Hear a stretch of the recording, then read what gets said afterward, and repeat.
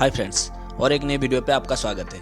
दोस्तों, पिछले वीडियो पे मैंने बताया था कि जो राउंड बिस्किट है उसको अगर फैमिली पैक में पैक करेंगे तो उसका पैकेट लेंथ कैसे निकालेंगे।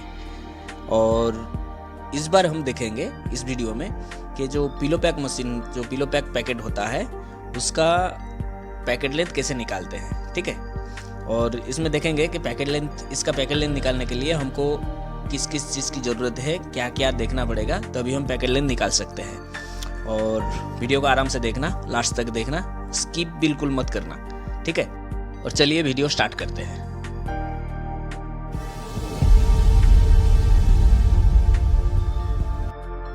इसका पैकेट लेंथ निकालने के लिए हमको पहले ज़रूरत होगा कि स्टैक कितना है, मतलब कितना पीस बिस्किट देंगे और टोटल बिस्किट का स्टैक कितना होगा। ठीक है, और इसके बाद हमको चाहिए कि बिस्किट का डाया कितना है, राउंड हो, रेक्टेंगल हो, स्क्वायर हो, जो भी है उसका डाया कितना है। ठीक है, और इसके बाद हमको चाहिए कि जिस मशीन में पैक होगा उस मशीन का जॉ कितने का लगा हुआ है। ये तीनों हमको चाहिए ही चाहिए, तब हम इसका पैकेट लेंथ निकाल सकते हैं। और इस पैकेट के लिए हम मान लेते हैं कि हमारा स्टैक जो है 100 mm है। ठीक है, 100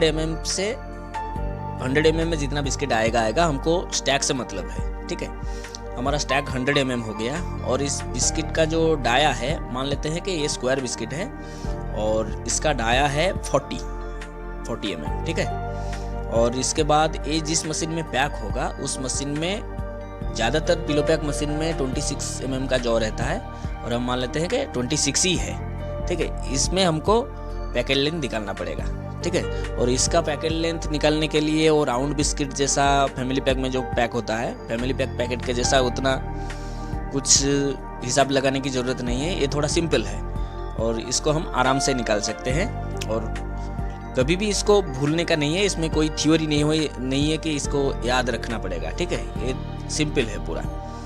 और अभी इसको हिसाब करते हैं कि कितना पैकेट लेंथ निकलता है। इसका स्टैक हो गया 100 mm, और इसका जो बिस्किट का हाइट है ये है 40 mm। 40 हम इसलिए लेते हैं कि ये जो लेफ्ट साइड में जो बिस्किट है इसका हाफ, राइट साइड में जो बिस्किट है इसका हाफ, मतलब वही हुआ कि एक बिस्किट का डाया।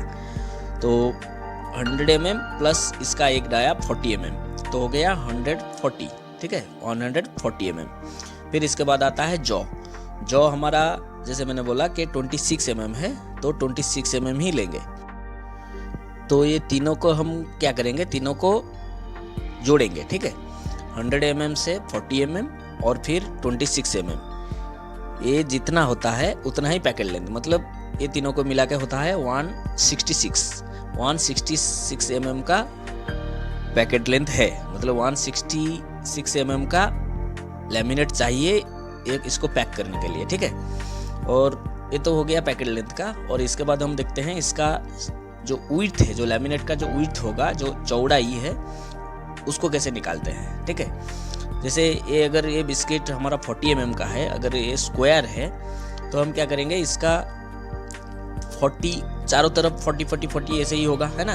तो यहाँ आ गया हमारा 160 mm। ठीक है, 160, और इसमें जो बॉटम सीलिंग आता है, जो लॉन्ग सील जिसको बोलते हैं, ये लॉन्ग सील, इसको अगर हम 26 mm लेते हैं तो इसको 160 से 26 को जोड़ना पड़ेगा।